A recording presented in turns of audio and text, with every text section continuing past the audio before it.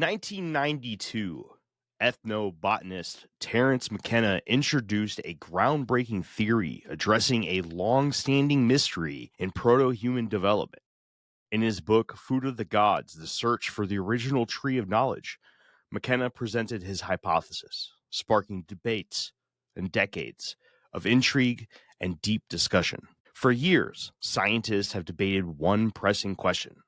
How did the human brain double in size over a mere 10,000 years when evolutionary changes typically take millions of years to alter physical forms? This rapid growth paved the way for cognitive and social advancements, ultimately shaping the modern humans we are today, complete with societies, beliefs, and cultures. McKenna's theory aligns with the widely accepted savanna hypothesis, which suggests that early humans transitioned from treetops to life on the ground due to receding forests caused by climate change.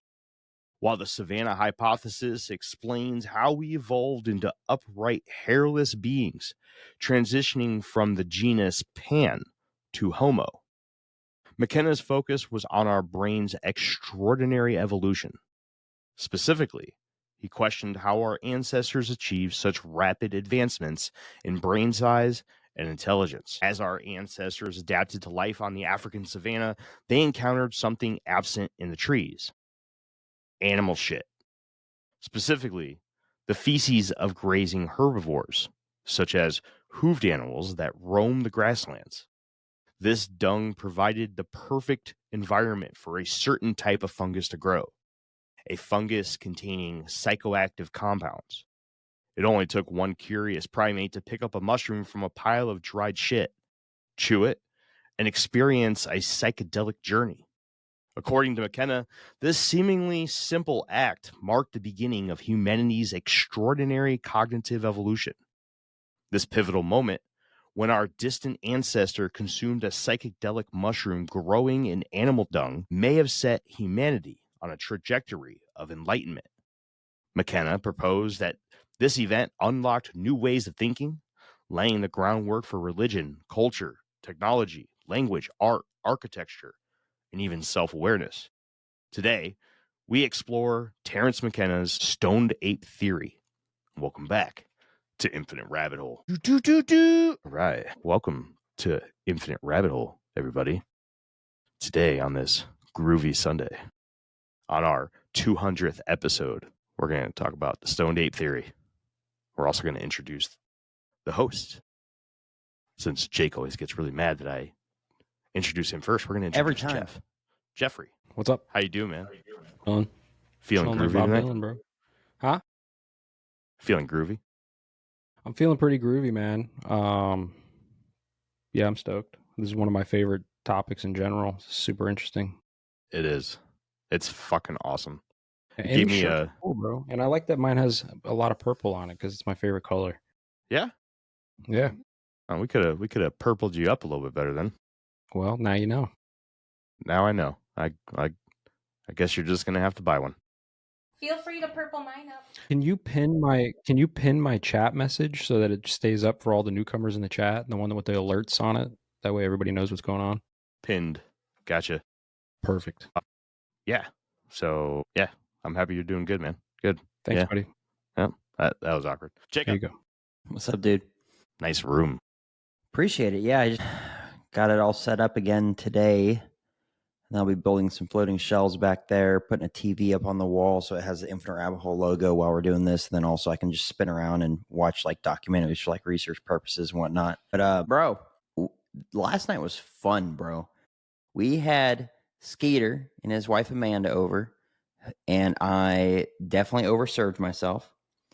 And the Doug's shot collar came out, and I watched those videos this morning, and I was like, wow, no wonder where my jaw hurts. Sticking this shot collar on my neck and zapping me and stuff like that. Whitney's like, oh, I'm going to count down. I was like, just do it. Just don't count, dude. It was fun. I smoked I think it was 6 racks of ribs.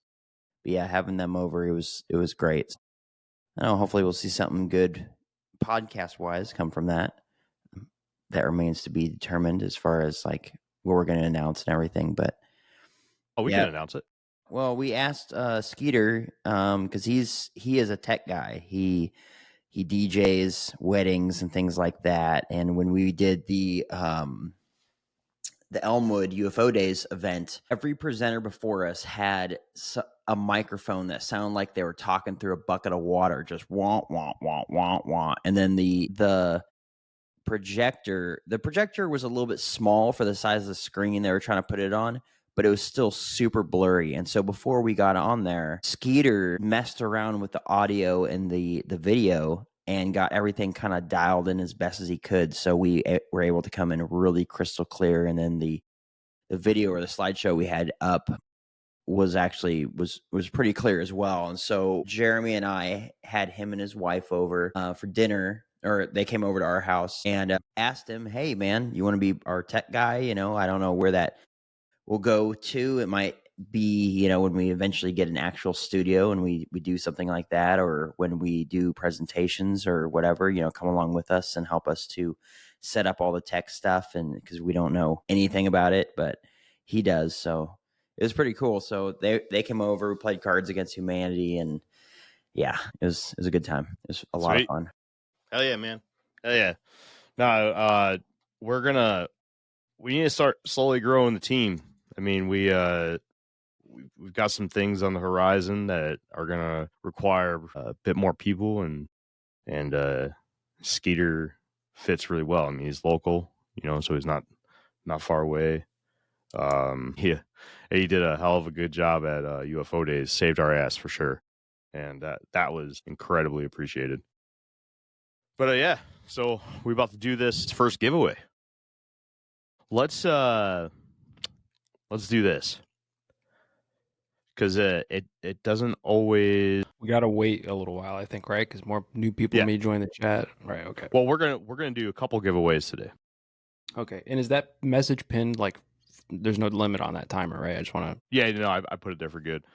All right, so let's do this. We're going to read through the next section, and by the end of the next section, when I'm done reading it, so get this done as quick as you can, I want you to go and tell us in the chat what episode 8 is.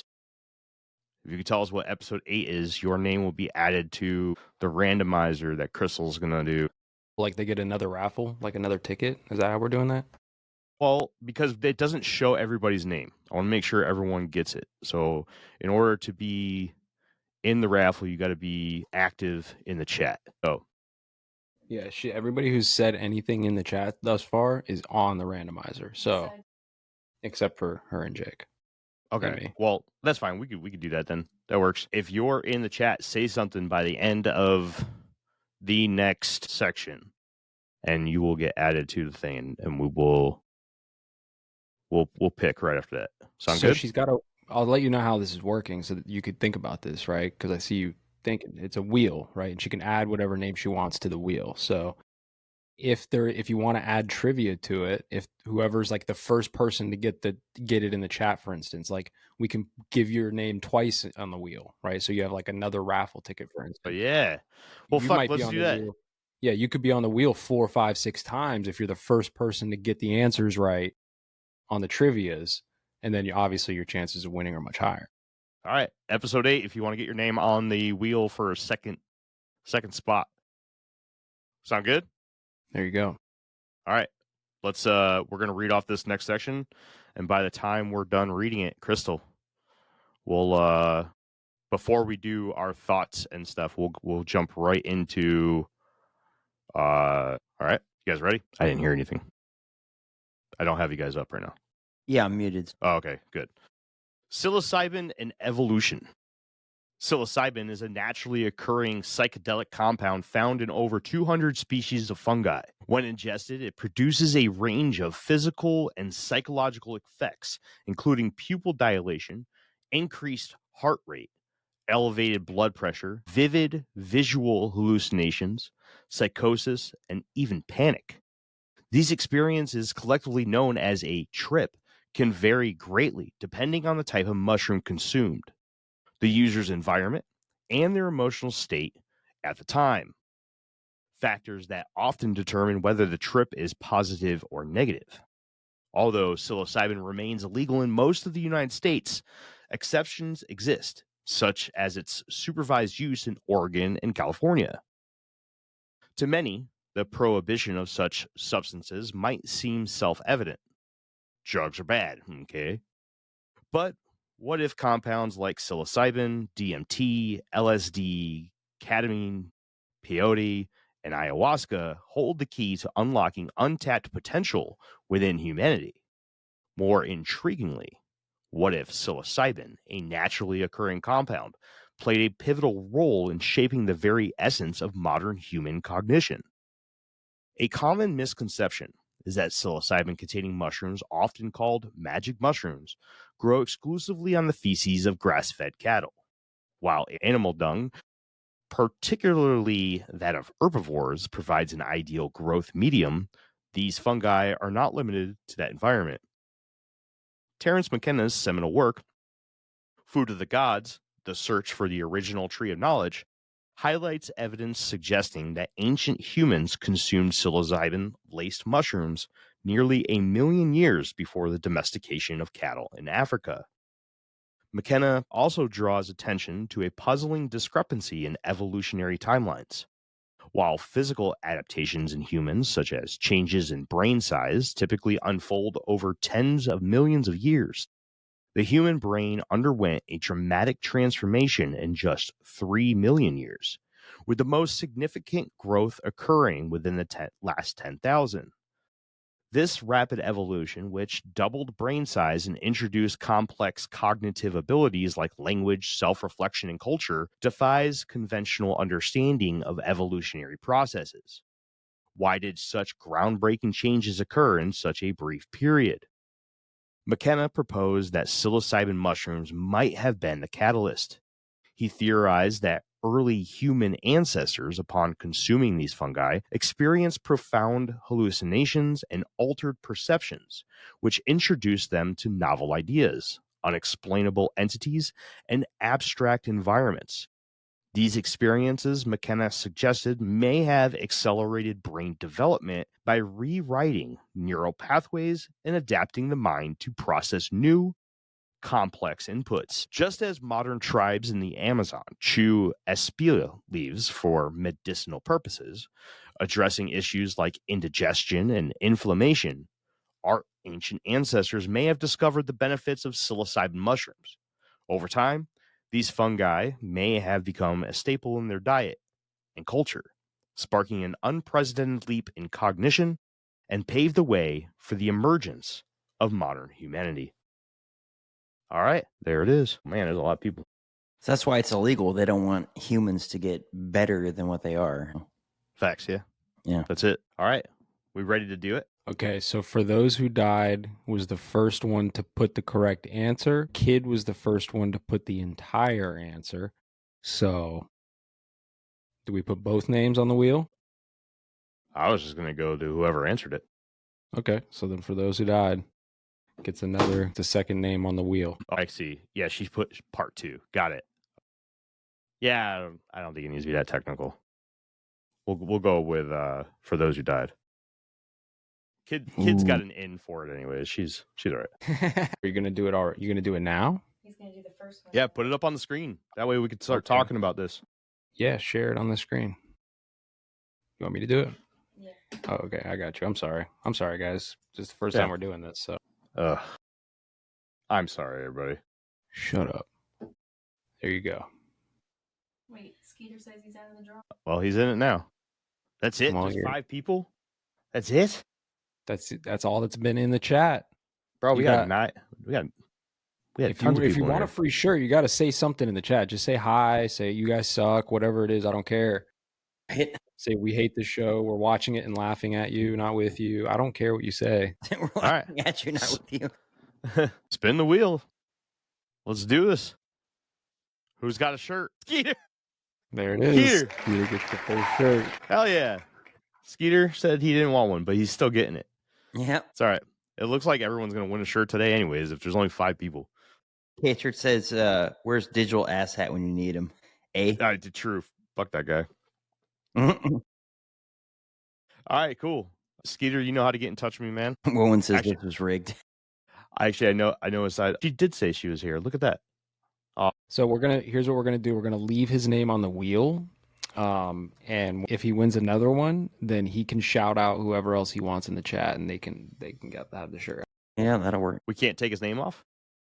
We can take his name off, but then the wheel Yeah. gets smaller. If nobody else wants That's to fine. chat in the thing, we get down to Oh, yeah, one person on the wheel. All right. Take his name off. Take his name off. name right out of there. Get it out of there. If he wins again, I quit. All right, take his name off. You've been removed. And Peter, you've you been working banned tomorrow? from the wheel. You never grabbed your No bag of longer. ribs to take home. Ostracized from the wheel. All right. So, what do you guys think about the first section of Stone Ape Theory? I don't like it. No? It's a No. good summary. It's a good. Demons? Deets. Demons? No, not demons. If it happened before, then it can happen again. So either we're looking at a future event of Planet of the Apes, just like the movies, or it didn't happen at all. Animals you mean? know when to not eat stuff that's poisonous, right? They eat stuff that they can digest and all that stuff. The reason why we have such a trip when it comes to eating magic mushrooms is because they're poisonous to us, and the poison is acting on our bodies. Animals But don't how- do that. But how do you think they learn? I mean, I know it's like a generational thing where they're, like deer aren't going to go eat these poisonous berries, right? Because they know not to. It's in their genetics now to not eat this berry. But at some point, there were probably tons of deer that did eat that berry and dropped dead. Yeah. Well, Yeah, I they think wouldn't it's a have different. continued. It's a different type of poison. And then if you think about, like, first of all, we don't know what the potency was of those mushroom strains that were on those first fields in the recessed forests, right? When we came out of the trees and started entering the grasslands and we're finding these psilocybin mushrooms, we don't know what strains those were because they're like ancient dead strains for all we know. So they might not have been super potent. And so our ancestors could have just been essentially microdosing, not enough to even really notice any of the negative effects, because there are negative effects from eating too much psilocybin for sure. But if you eat like small amounts, there's almost no negative effects that I've ever encountered personally. So it's like, I could see them just eating like whatever it is, small dosages, and then carrying on about the day with enhanced, like acuity, like visual acuity, like sensory enhanced shit. So what about more? like nowadays? I mean, if one group of apes got their hands on some mushrooms and then started going forward into the evolutionary chain with consciousness, then that means that another group of apes should have done it as well. Not necessarily. Mm.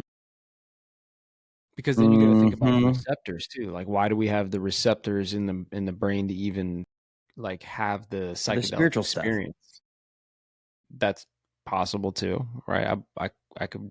You could make this argument with me, and I might agree with you, but Here, I got something I'm going to share with you guys real quick. So I went to the Google and I said, "Hey Google, what animals get high?" And this is what the Google said. Google brought me to this website, zamnesia.com. And it says, elephants. Alcohol is considered a poison, right? And yet they still get drunk and eat boga, whatever that is. I'm sure it's fucking gnarly. Bees get drunk. Wallabies eat opium. hell yeah, dude. So horses, loco weed, What's bears? loco weed? I don't know. Bears obviously eat psychedelic mushrooms and jet fuel. Dude, that's insane. I never even thought about that, bro. Like cocaine bear.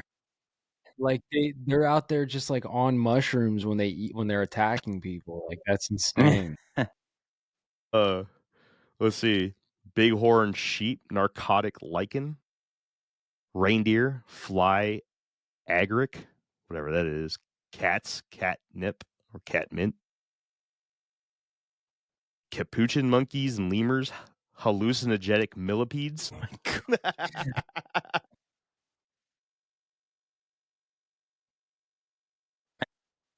Oh my gosh! Can you imagine a jaguar and ayahuasca? I mean, come on, I think there's your answer, man. Animals, poison or not. Well, but then there's the thing, though. So if they are eating these hallucinogenics, then they should also be growing consciousness. Maybe they are. That's maybe they are. Maybe they haven't had it as long as we have. Yeah, maybe we were first. I mean, it's a solid argument, right? Because But why would we be first? We weren't, according to evolution, Why we weren't not? the first on the planet. no, I but mean, we it's may have been the first ones to eat shit, Nothing like a good old shit burrito, you know? right? Right? I mean, when it's good, it's good, especially if And it's maybe- going to get you fucking high. Maybe we weren't the first. I mean, maybe there were other like hominids that were doing it as well. We just throughout history have either like killed them off or they just didn't make it through for whatever reason, you know, but our particular human species did. I think it's a good argument. Why didn't anybody else get the same benefit that we did from eating it? Maybe they didn't eat it as long as we did. I mean, from what Terence McKenna was saying in his book, there's evidence that we ate a shit ton of it.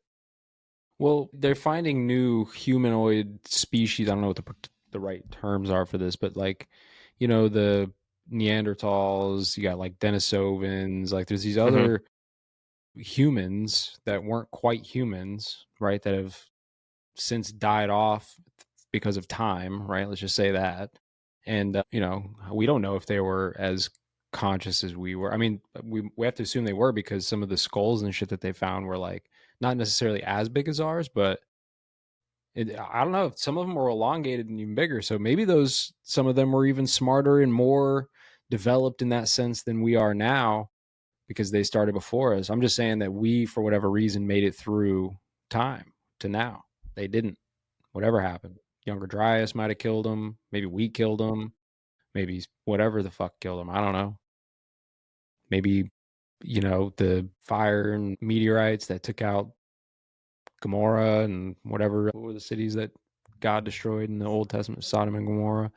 So it's like maybe that was them being wiped out too. I don't know. Who knows? Hey, The so, all right, sperm whale has the largest brain of any animal, weighing up to 20 pounds, which is much larger than the brains of other animals, including elephants, bottlenose dolphins, and humans, weighing Yes. 2.9 to 3.3 pounds. So no, and whales aren't out there, unlike what Kenzar believes, aren't out there coming up out of the ocean shooting people. Hold on, because brain size is only part of the equation. The other part of the equation is how many neuron connections that the brain has. Human brains are very neuron dense. They have if you go down to a square inch, we have tenfold more than the next most intelligent creature, which I believe is dolphins, right? Dolphins are octopus. Oh, yeah. Boofing some Starbucks. Who's that? We were just talking about boofing last night. That's funny. We were having. According to current research, elephants are considered to have the most neurons in their brain, meaning they likely have the most neuron connections compared to other animals, with an African elephant brain containing significantly more neurons than human brain. So no. Hey. Well, neurons is literally the path of information, right? It's the handoff of the information. And just because whales don't have thumbs, dude. It's not just brain size, it's thumbs. Well, they could have evolved them. There's been a lot of talk about how elephants are very intelligent, right? They have great memories, but they don't have the tools to be able to communicate, right? There's no combustion under the water, so they were never able to like get anywhere. Yeah, they can't make fire underwater. Yeah, like, they can. Okay. Who, whales or elephants? You're going to tell me whales can make fire underwater? This is Absolutely, the thing. They don't have you ever it's had the brain. You ever thrown magnesium in water? Come on, Jeff. It's Yeah, the don't be an neuron density right now. It's the neuron density and brain size. It's the fact they don't have thumbs, and it's the fact that they're under fucking water and there's no combustion of any kind, and all types of other That's things. the problem with evolution. Evolution says that you develop these things over time because you need them. So if whales or elephants had way higher neurons levels than we did, then they should have been the ones with thumbs, and we would still be chimpanzees. Come on, man. Come on, bro. I think there's a lot more to play in this theory. And the author of this book is going to go crying home in shame. That's what's going on. Well, the author's dead, but whatever. Well, he would cry home in shame. Go crying home in shame. Have you ever heard? Have you ever got a chance to listen to Terence McKenna talk, man? The dude is brilliant. He doesn't sound brilliant if he's very making high, these but dumb brilliant things.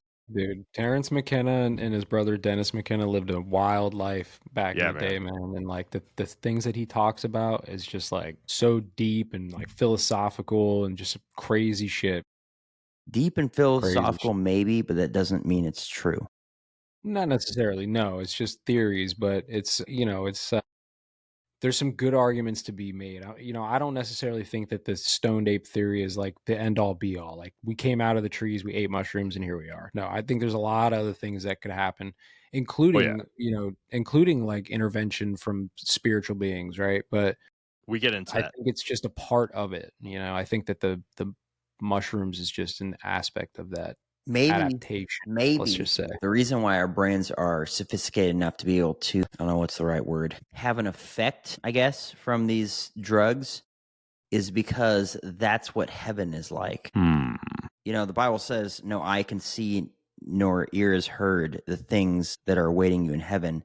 So if we can't, in our wildest imaginations, assume what heaven is like, then maybe that's why we have things in our brains, and going back to the spiritual thing, but we got things in our brains that when we have a complete body in heaven, we will be able to perceive these things, and that's why. And people get a glimpse of that when they're on psilocybin or they're on DMT or they're doing something like that. The 100%. Colors, the concepts, all these different things. So maybe that's why we have these brains set up the way they were. Because, say Adam and Eve had these brains that were able to perceive God and see God and experience God and all of what that means, you're right. But then they sinned. They got cast out of the Garden of Eden. What's to say that God didn't stop, change their brains, but they stopped being able to perceive that level of incredible stuff because they were no longer surrounded by it. And that's what is suppressed in our brains. It's not true when back in the day when science would be like, oh, you use only 10% of your brain. No, since we've got we can actually scan the brain. We've seen that, all right, certain parts line up with certain things and stuff like that. They all light up, right? The brain controls a number of different things. It's not all working at the same time.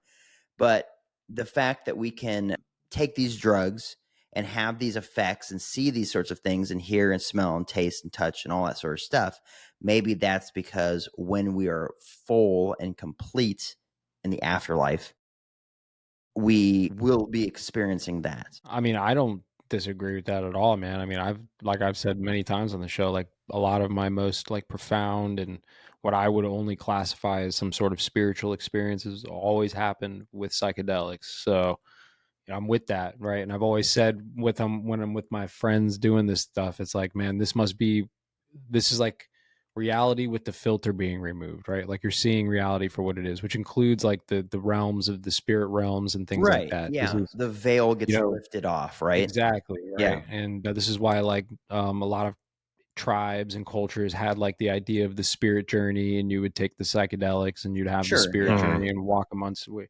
So so I'm with that. I just don't see why the two can't coexist. Is all I'm saying, right? Like because I've heard arguments, right, of people who have said that there's things where a lot of the, Abrahamic religions are really pointing towards mushroom worship because mushrooms were so important in like causing people to breed and like having these deep philosophical thoughts and thinking about the future and just like being creative and imaginative, right? And over history they've kind of just like developed into these like bigger monotheistic ideas, I guess, right? So but I couldn't point you to who I've heard that from. I just know that I've seen like some pretty interesting like documentaries and videos and talks on this kind of thing before, and people bring it up sometimes. So to me, I've seen some interesting documentaries on climate change. It does make that real. Sure.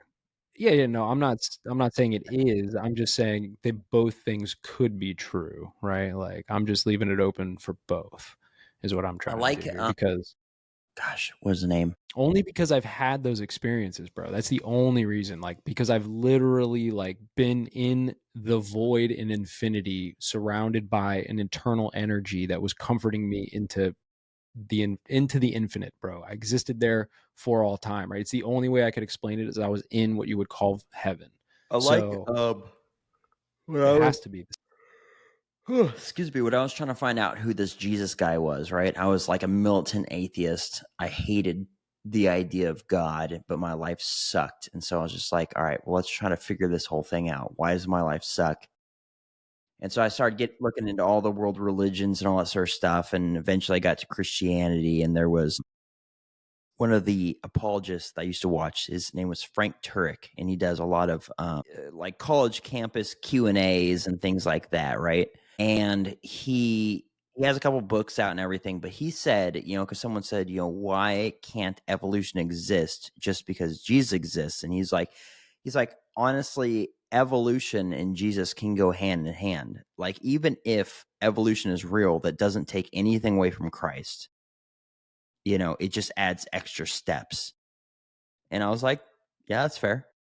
Now, I don't believe that, right? I don't believe that we evolved, at least macro evolution versus micro evolution, right? Adaptation. But I mean, one thing that the Bible isn't, it's not a book on, what's the word? It always escapes me, but it's not a book on animals. It's not a book on all of human history. It's not a book on, what happened in between the 7 days that God made everything. It's a book about people's journey to have a relationship with God, and then finding out they are completely and utterly not able to do that because they can't, for the life of them, do the right thing, and then God having to step in and save the day. Like, that's all it is. And it's, it's 44 books, it's 1,500, years over that, and all that sort of stuff. But the Bible doesn't mention platypi, right? And they exist. It doesn't mention jellyfish, and they exist. It doesn't mention all these other things. It doesn't mention, dwarf tribes in Papua New Guinea or in Australia or whatever it is. But from what the fossil record shows, those existed, right? So there is a lot of stuff to be open about, and for the most part, I am open to that, except when it comes to the idea that we weren't just made as we are. We were made as primates, and then we evolved from there. I think that the fact that science can give you 30 examples of what a T-Rex looked like, at least its bones, right? Through bits and pieces or full skeletons or whatever it was, but they'll pull out a skull that has almost nothing left of it, and they'll rebuild the entire thing using plaster and be like, this is what our ancient ancestors look like, right? And it's one example, and that's it. There isn't, if it takes us 1,000,000 years or 1,000,000,000 years to transition from one thing to another, we should have so many freaking skeletons. It would be unmistakable or undeniable that we evolved from these past primates or whatever. See, I do. agree. But we I do actually have 'em. agree with that. But we don't. Yeah, we don't do. have thousands and thousands of skeletons of our ancestors. We have 2. No, we have like 40 something different. 40. I mean, you can see the clear changes. No, Yeah, I see what he's I saying. mean, there One, there another are a one, and few. another one as it goes back. It's not in this generation. We got 1,000 fossilizations of our previous ancestors, and in this generation we got another 1,000. In this generation we got another 1,000. It doesn't I happen. see what he's saying. There should be millions of. And the same thing. millions They say that dinosaurs evolved it's- into chickens, but that can't be, because chickens, lay an egg every day. It could be a fertilized egg every day. There'd be billions upon billions upon billions of fossilized examples of the transition and the change from scales to feathers. It's but not that's just not one but that's thing not to the true. next thing. But that's not true. There's not billions and billions of fossils of modern humans. even That's what from he's saying. That's the thousands of years ago. problem. But no, what I'm saying is that in order for a fossil to exist, it has to have died in the correct circumstances. And there's That's also plenty true. of In the correct- circumstances. In the correct, I think we have to remember, like, there is like huge Earth cataclysms, right? Even just in the Right. last few hundred years, few thousand years, there's been like some severe shit that went down that wiped things completely away, right? So it's like when you think about the Younger Dryas, I don't know if any of you guys ever looked at that beyond what I brought here, but like, dude, that event literally wiped whatever was on the northern hemisphere away, gone. Even if there was pyramids that were 10 times the size of the ones in Giza, if there was, that type of structure would have been erased like nothing, based off of what some of the research is saying, right? This is how cataclysmic some of these events are. So Right. this Sure. could be why you wouldn't find any remains of. Well, they should be somewhere. Sure. Well, they'd be powder. They'd be reincorporated into the Maybe. earth, right? Like at that point, it would just be. you take one of nothing. those deer bodies that you killed this year, go bury it out in your woods, and then come back in 5 years, it's going to be completely gone. It wasn't buried in silt. That silt didn't get dehydrated and turn into limestone. I'll tell you what, I'll do that. I actually have a whole bag of deer carcasses on the side yard, and we'll do that. When the show is here in the next 5 years, I will dig that thing up and be like, look, Jeremy, there's bones. Yeah, but thousands of years might be. Yeah. I understand your argument though, Jake. Like, I'm with you on that, honestly. I do believe that the timeline is skewed of history, right? I don't believe that necessarily it took like 10 million years of us eating mushrooms to develop to the point of humans that we are, right? I think that could have happened much quicker. And I do think that there was intervention and we were created in this form, whether it have been from God literally or like some other demigod figures, right? One or the other, I think, created us for sure. I don't think that we were just like evolved from, microbials billions of years ago, as we're told. I think that's bullshit. Like the human eye, like your eyeball literally can't exist and can't function without all of the parts working together. That's Did why you guys blindness see is what such the a problem. photon looks like? So yeah. So there's no reason to think that the eye developed over evolution over time. It can't exist. It can't function the way it does without everything working together. You can't be lacking your pupil. You can't be lacking the veins. You can't be lacking the But neurotransmitter. that's literally the same thing with everything in your body. Right. So you can't evolve those things. Why would you have an it excess has happened organ that doesn't do anything? But yet it has happened over millions of species in the history of this planet. Give an example. Every species on this planet. One example. A cat. What one example from a cat? It has eyes. It has better eyes than we do. So why give an example of how that evolved to be that? Because they needed to be able to see at night. Why wouldn't they be? Why would a cat not be able to see at night? What was it before it was a cat?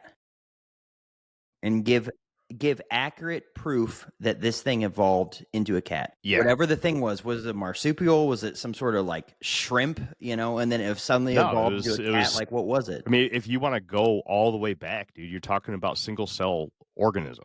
Right. And then give an example of it actually transitioning into that thing. If it took 1 billion years to get to the next thing, then there should be hundreds and hundreds of billions of examples of it while it was transitioning into that thing. So give an example. But you're also looking for a needle in a haystack. You shouldn't be. Just because we don't have it doesn't mean it doesn't exist. If you said that there has to be a specific set of circumstances in order to create a fossil, which we can study, then after billions of generations of a thing that breeds every 10 seconds, then there should be one example of the thing transitioning from one thing to another thing, one species to another. If you can't give that, then evolution is false. If I can't give it? If no one can give it, if scientists can't give it, evolution is false.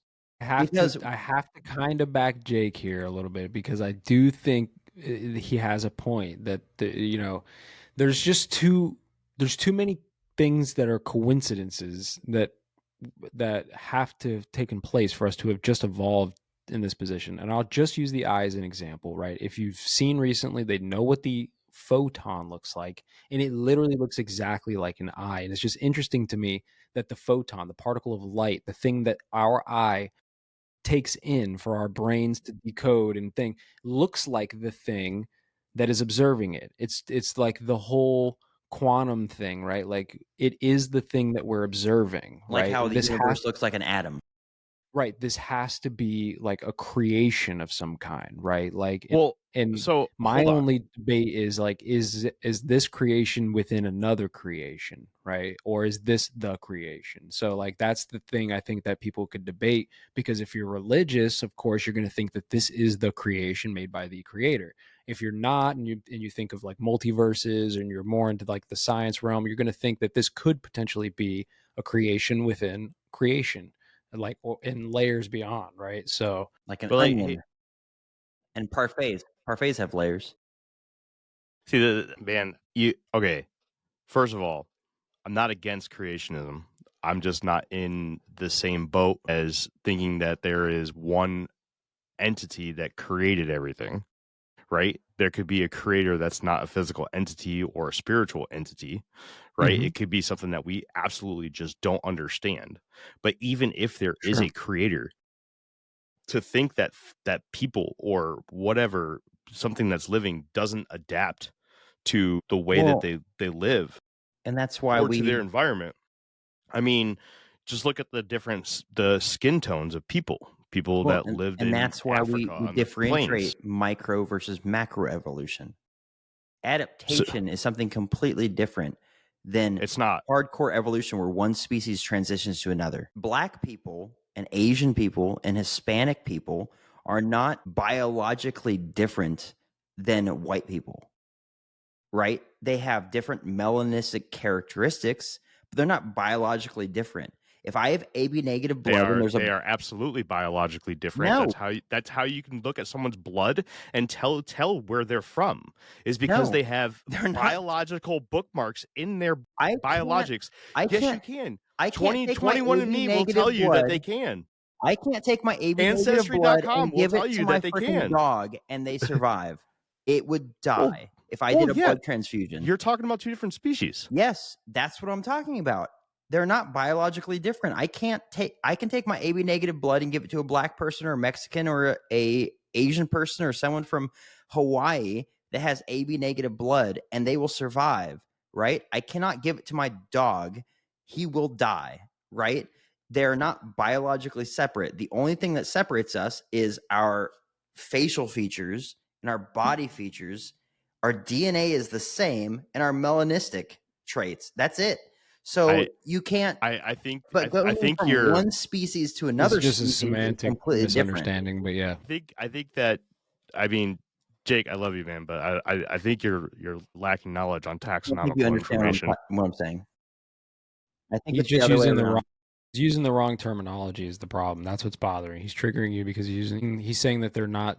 He's using the word biologically instead of speciously. Sure, speech. Yeah, I guess that I don't even know the correct term either, but that's the word that's triggering you. I think you guys are just talking in circles around each other on this one because he's not wrong. He's just using the wrong terms. It's semantic misunderstanding. The fact is that like rats or rabbits, small rodents can reproduce like 100 generations in a year, like crazy, right? So if you were to tell me some prehistoric rat ended up turning into another animal, say like the giant sloth, if they can produce 100 generations in a year and it takes 1 million years to go from one species to another species, we're looking at 1 trillion generations. And in those trillion generations, not one of them died in a specific way where all the fossils are on the same line. Like wherever you go in the world, they're all found in the same band of Earth. But you can't find me one example of a mouse or a rat going from one species to another species and the steps it took in between to do that. Because whatever one that won out, right? The genetic lottery of just like, now I have better hearing, or I have better eyesight, or now I have sharper teeth, or whatever it was. then that would carry on because they're genetically better than the last version. So they should be the ones outbreeding the rest of the rats, getting into the next species that they turn into, a mole, or getting into, the giant sloth or whatever it was. You will see the growth progression. You'll see all these different things. If the settings have to be just right, after billions and trillions and millions of babies, there should be one that dies in the perfect circumstances to make a fossil, and science doesn't have it. They don't have it for anything. They don't have it for humans. They don't have it for chickens turning into dinosaurs. They don't, or dinosaurs turning into chickens and anything like that. They have one example of a feathered dinosaur, and it was a fake. And that's it. So there should be something in between. And you can't tell me that, no, it's because, well, they have 40. Okay, great. 40 over time from this thing to this thing, and they have 40 examples over time. How many people would be produced if you didn't have birth control? All of them. Anytime we had sex, there'd be an offspring reproduced, unless there was sterilization or something like that. So there would be hundreds of examples in each category. Here's Homo erectus. There's hundreds of examples. Here's the Homo sapiens, hundreds of examples. Here's the pygmies in Australia, hundreds and hundreds of examples, right? They're all the time. If you could get one fossil out of that area, then there would be hundreds of fossils out of that area. It just doesn't make sense that there isn't that link. I think you're thinking that fossils are just so common and that it's easy just to be like, oh, you know what? I'm going to go look for this missing link right now and go out and find it. The thing is that it could take thousands of years to find one of the links. But But it's a needle in a haystack, man. But we may not even have access to that depth anymore. Jeremy, it hasn't, though. It took the Smithsonian 40 years to find all the examples of humans turning from apes to humans. Yeah, because it takes time. It doesn't take that long. It doesn't take Smithsonian's full thousands of shit, of years. dude. I don't believe anything comes out of Smithsonian, dude. If It basically takes- the Smithsonian says it, 40 years for I them believe the to decide. These are all the genetic, these are all the evolutionary steps in between apes to humans. And they found all of the fossils that they needed. It didn't take thousands of years, Jeremy. It took 40 years or 50 or 60 years. And that's it. They hoaxed it. But yeah, man, there's just no evidence. No concrete evidence.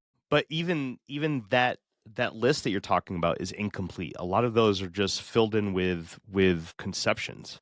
Yeah, it's not. But what I'm saying is, like, as if it's a fact. This is where we came from, not this is where we think we came from. All right, man. So all right, this is probably one of the hardest debates that I've had because I just don't know how to approach this with you. Go for it. Just blast me. No, man, because it's because my theories are strong. No, AF. Personally, man, I think that you're just not willing to, like, take anything in right now, like, at all. Well, which is what take something in if it made sense. Dude, all right. If it made sense, if it wasn't from a bias and it made sense, I would take it in. So when are you gonna remove your bias? I can. Can you? Yeah.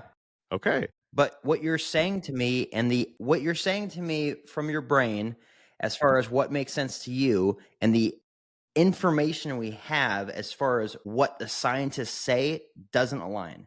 You can say all day long that dragons farted magical pixie dust out of their asses, and science says dragons didn't exist. I'm not going to just suddenly believe you just because you say it, right? So I'm going based off of what science says, right? So science has, the archaeology, the paleontology has so much information to show us where we came from. And their information to me is proven faulty and wrong. And it doesn't line up because of the amount of breeding that takes place over 1 million years. If there's one fossil in a spot where it's the perfect conditions, as you said, then there should have been a tribe of people in that perfect condition.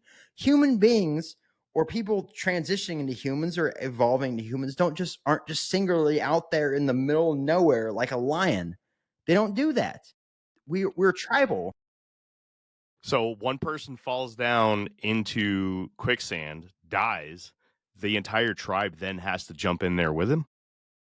Why is there only one spot of quicksand in the entire Earth? It's not, man. That's the thing. There's only one spot of quicksand in the entire Earth. There's only one. Where tar the pit fuck in did the you entire get Earth. that from? Where did you get that from? When I said that, you keep taking these jumps into some of the most ridiculous bullshit, dude. And it's like, what the fuck are you talking about? What the fuck? You dude? said to me there has to be super specific instances in which bones get fossilized. Yes. Okay, so there's one spot of quicksand in the entire Earth where how the fuck did you come up with there's one spot of quicksand? Over 1 million years or 1 billion years, only You're one feeding person that ever shit into my falls mouth, there? bro. I did not say that. I'm asking you a question. I'm not telling you this. I'm asking you a The question. answer is no. There is way more than one spot of quicksand. Okay, so I shouldn't have to say could have that. more people fallen into that? Yeah, but maybe Why not don't the we same have those one. examples? We do. No, we don't. We have plenty of examples of dead people from thousands of years ago. Thousands. We have them. Thousands, We found yes. them. Millions of Yes, years, though. because we don't have access to the depths of where the other ones are, man. They're all in the same fossil layer. Anyone who works in the oil industry will tell you that the fossil layer stops at a certain point, and that's and then below that. So you're is where they saying get to the oil. You're saying the reserves of oil, right? Mhm. That is where the fossil record is. No, it's above that. About 12,000 feet above that. Okay, so how big is the fossil record? Fossil record goes all the way up to us. In some cases, but it In some stops at a cases. point, which it shouldn't. If the Earth is billions of years old, it shouldn't. There should be a much deeper fossil record. So who's to say that there isn't a fossil record underneath oil, underneath petroleum? Who's to say that there isn't another fossil record down there? I guess it'd be how far people dig. I mean, Well, they claim that is the fossil record. Right. Essentially, they right, say what, that the what fuel, is the petroleum? oil, Petroleum is is dead animals and dead. No, it's That's not. what they claim. It's I an think element that's in the Earth. bullshit too, though. That's bullshit too, though. I'm not No, gonna lie. I mean, I get that. Yeah. Like, I mean, I've gone against science 1,000 times on the show and said it's bullshit, right? But there's some times when it's like, man, you know, you gotta look at things and be like, okay, some things just have to make sense. And I'm sorry, but for the most part, evolution on a grand scale makes sense to me. Why? Why? Because it makes sense. Why? What's the evidence to make it make sense? He trusts the experts. No, I know. No. So what for you makes it make sense? Why does it make sense? So you're saying that we just plopped here in our form that we are in right now. So the fact that we share genetic similarities We share to genetic chimpanzees. similarities to a banana, Jeremy. Yeah. It yeah, doesn't matter. But then you're talking about percentages. When you're talking about genetic similarities, all you're saying is an arm goes here, a face goes there, a nose goes there. It doesn't matter. The timeline is just wrong, and the Earth is not as old as we're told, right? So all of archaeology and shit is just a fabrication. It's a big money laundering scheme. I mean, okay? I definitely think it happens All right, faster look, you ready? than they put it out. I definitely think it happens faster than what's said. That's for sure. So, and is it also possible that something intervened in our quote unquote evolution to create us? Is that possible to you? To create us, I think or to manipulate something else? I Do you do not there was think that intervention. Intervention, yes, there definitely could have been. I do not think that we were made from a blank canvas. If that What do you makes say? sense. What do you say about just that, Jake? What's that? Do you think, I mean, I know your answer, but do you think that we were created from a blank canvas here, or do you think that we were created from something else here? No, from a blank canvas. You don't think it's possible that when God created Adam and Eve, he may have used a canvas of a previous primate and just created Adam and Eve from that? What do you mean by canvas? Well, like in the sense, well, here's the reason I asked, because there's the evidence that our DNA has been fused, right? The chromosome fused in our DNA. So what is that? Like something did that, right? Now, I would say that ancient peoples would have said that the same thing that did that, they called it God, right? So I would say God or whatever it was is the same thing that fused and created us, literally. And they may have used something else with similar DNA from the time and fused those two whatevers. Yes, I talked to Jeremy when we were talking about whales like a year or two ago, and we were talking about this exact same thing. Why do whales have bones in their flippers that look like hands, but with elongated bones? And I was like, when you build a new car, if you were to design a new car, would you start with a different type of wheel? And he was like, no. And I was like, exactly.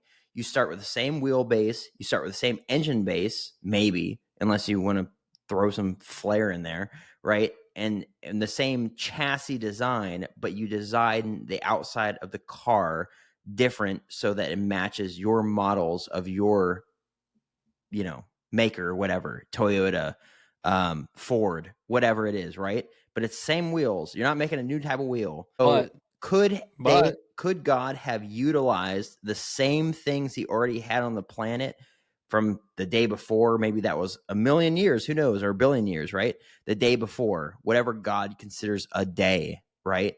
To create human beings in that sort of image? Sure, why not? But did he utilize, say, like chimpanzees were already there because they had all the animals, he had all the sea life, all that sort of stuff, and been like, all right, now you guys are going to be humans? No. Okay, I'll take that answer. I'll accept that. I don't know about you, Jeremy, because there is this whole missing link thing. Like we still don't have a clear path from our evolution, right? And that's Jake's point before, right? There is no clear path that's been written down, peer reviewed, and all they say is that this animal turned into this animal, turned into this animal, turned into this animal, turned into chickens. This being turned into this being, turned into this being, turned into this being, turned into this being, and there's humans. There's no billion years in between. That's true. Of the transitional period. There is a genetic map that you can make from a bunch of liars. I mean, yeah, they lie about a lot of things. I get that. I understand. But I mean, do you take vitamins every day? No. Because I can't afford them. They're too expensive. Just for men's is crazy expensive. It's like $40 because of the liars. Forget. I'm sure you use shampoo and body wash, right? Because the professionals will tell you that it cleans your hair and your body. You trust them on that. I don't shower every day. You're fine. I mean, I'm just saying, pick and choose your battles. No. I mean, I agree, man. There's a line where you have to draw, right? I've gone on record tons of times saying that there's just shit that just doesn't make sense, and science is bullshit. But I'm sorry, man. The whole thing about genetics and evolution, it makes too much sense to me. And I just want to show this. Wait, that's not it. Hold on. So let me get this straight. I'm going to make an assumption here. You tell me if I'm right or not. Please assume yes. You want Jesus to come into your living room to tell you that he exists for you to believe in him, but you're willing for a bunch of scientists to tell you a bunch of mumbo jumbo with no explanation and no evidence whatsoever, and you're totally on board with believing in them? Nope. Not at all. I would totally believe in Jesus and the concept of Christianity and everything that it stands for under far less evidence than Jesus walking into my living room. What evidence? I mean, I don't know what that evidence looks like, but there's a lot of things in my life where I refuse to believe until I am because humans are flawed. I mean, yeah, we're absolutely flawed. Of course we are. But that's why, right? It's because people suck. Mm-hmm. Yeah. Yeah. But yet, I mean, you believe that you need meat in your diet, right? You don't believe in a vegetarian diet? Well, because there are a lot of people that I know that because of science. Well, because of science. But science has been able to explain why I need meat in my diet, why I need vitamin B12 to keep my brain from shrinking. Science has not been able to represent a missing link between species. Ever. Not one. So not a single freaking time. You've seen the physical evidence of why you need these vitamins and protein. Yes, but there's things called YouTube. Okay. Where they actually have demonstrations of stuff, like when they pull blood samples from people that don't eat meat and pull blood samples from people that do eat meat, and what your brain looks like when you don't eat meat over large amounts of time. The problem is that is something that can be seen now over days, right? It's not something that can be seen over millions and billions of years. But even that, they don't have an example of it, but they want you to believe it, and they feed it to you, and you just snatch it up. You're like, gravy. It's just they're if there was a scientist that came out and said, "Hey man, I found the missing link," I'd be like, "All right, bet." But no one has done it. No scientists, no And they're archaeologists, no never going paleontologists. to. They're never They're going to never find the going to missing because it link. doesn't exist. Okay. Because animals die out. You know, man, I don't have enough capacity in my night for this, so we're going to need to just move on. All right. What do you got there, Jeff? Doesn't matter if we're going to move on. That All was right. just the NIH's website, basically breaking down the fusion in our DNA that happened after the quote-unquote split from the chimpanzee, which has not been proven, to Jake's point. I will back him up on that. That is not a fact. That is still And it's theorized. never going to be proven. Of course, and that's fair. I can take that argument too, but the fact is fact, right? So, but what is also a fact is that our DNA has been fused to create us, right? And that is the thing that is like, what the fuck is that? So the only thing I'm trying to do here is bridge to a common ground here, right? I think we can all agree that something created us, something higher than us created us back in history. Now you could think of that scientifically or spiritually or however you want, but the facts remain the same. Our DNA was fused. I agree. Somewhere, some way, we are not. How you perceive it from your God or your science or whatever, it doesn't matter, right? We could debate for eternity, and that's what people Peter said do. it's time to draw again. We're not even on the second fucking I know. thing yet. So we're on page 2 of 9. Holy shit. Well, we've Geez, been at this get to for an read. hour and 20 minutes. Yeah. I didn't want to make this a 2-parter, but I guess it's going to have to be. All right. Humans. It's undeniable that humans share much in common with great apes that also call Earth home. We resemble them in physical appearance, movement, and even aspects of our thought process. However, the most striking difference between us and them lies in brain power and cognitive abilities. Given these similarities, it's safe to assume that humans and modern apes share a common ancestor, likely a member of the ape family. Fossil records provide a fairly clear picture of our evolutionary journey in terms of physical changes. Yet, what truly sets Homo sapiens apart from any other species is not just our physical evolution, but our consciousness, an enigmatic aspect of humanity that is far harder to trace and understand. Physical evolution is well documented in the fossil record, but the evolution of the human mind seems to have occurred at a much faster and more complex pace. One prevailing theory is that culture played a pivotal role in shaping the modern human mind. As early human cultures developed structure, the brain evolved to meet the demands of these emerging societies. Primitive language likely emerged as a tool for communication, eventually giving rise to storytelling, song, written word, art, and technology. Each cultural advancement spurred further cognitive growth, creating a compounding effect that drove the rapid expansion of human intelligence and self-awareness. This compounding effect is evident in modern technology. In just a century, humanity advanced from the Ford Model T to flying drones on Mars, splicing genes, developing self-driving cars, and wirelessly communicating across the globe. In comparison, the previous century saw far slower progress, from horse-drawn buggies to the automobile. While this pattern seems to suggest that human minds grow exponentially, some argue that the real catalyst is our ability to record knowledge and build upon the achievements of others, giving the illusion of accelerated cognitive evolution. But what if the key to this rapid evolution wasn't just cultural or technological progress? Terence McKenna offered a compelling alternative in Food of the Gods. McKenna theorized that certain alkaloids in plants, particularly hallucinogenic compounds like psilocybin, dimethyltryptamine, or DMT, and harmaline, may have acted as chemical catalyst for the emergence of human self-reflection. McKenna's hypothesis becomes particularly intriguing when examining fossil records. Over a span of just 10,000 years, early human brain size doubled, a phenomenon unparalleled in the animal kingdom. This unprecedented growth remains one of the greatest mysteries of human evolution. This rapid development coincides with a crucial moment in our evolutionary history. when our ancestors descended from the trees, began foraging on the ground, stood upright, and laid the foundation for modern human societies. During this time, our ancestors also encountered something else on the ground: feces. While it's a myth that all psilocybin mushrooms grow exclusively on the feces of grass-fed cattle, it's true that animal dung, particularly from herbivores or omnivores, creates an ideal environment for these mushrooms to thrive.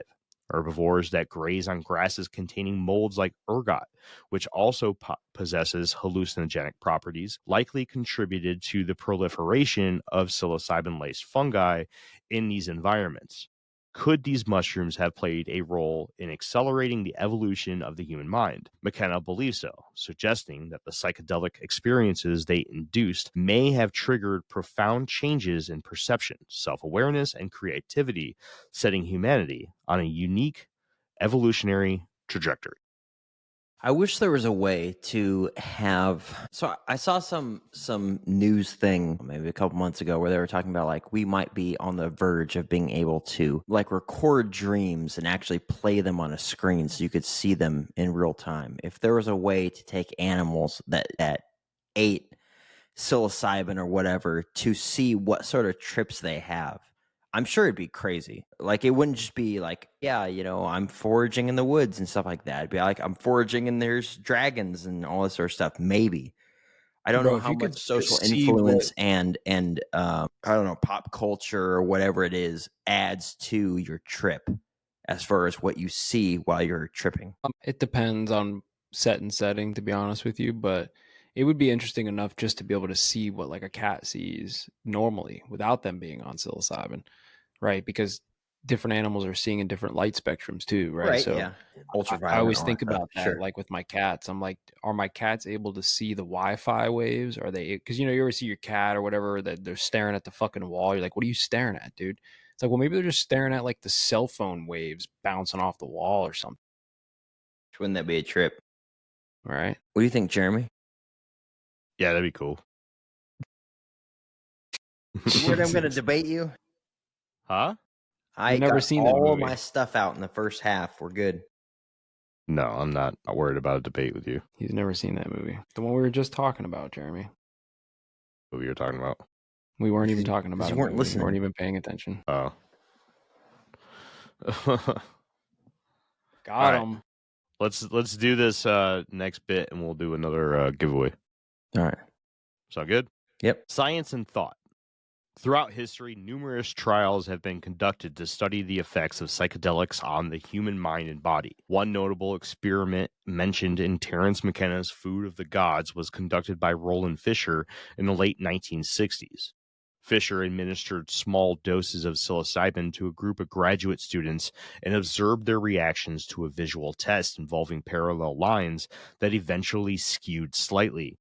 When compared to a control group, the psilocybin dose students were able to detect the deviation far more quickly. McKenna quotes Fisher's conclusion, quote, "What is conclusively proven here is that under certain circumstances, one is actually better informed concerning the real world if one has taken a drug than if one has not. This insight could explain why our ancient ape ancestors might have begun consuming psilocybin-contained fungi regularly. If a small dose could sharpen perception and enhance awareness in modern humans, it's reasonable to imagine similar benefits for early hominids. For example, consuming psilocybin could have aided hunters and gatherers by heightening their ability to detect subtle changes in their environment, whether spotting potential prey, avoiding predators, or identifying edible plants that might otherwise go unnoticed." McKenna referred to this effect as, quote-unquote, chemical binoculars, a well-documented phenomenon of enhanced visual acuity induced by psychedelics. The advantages of psilocybin use likely extended beyond survival tasks. Groups of early humans who adopted this practice may have been more successful hunters and providers, gaining an evolutionary edge.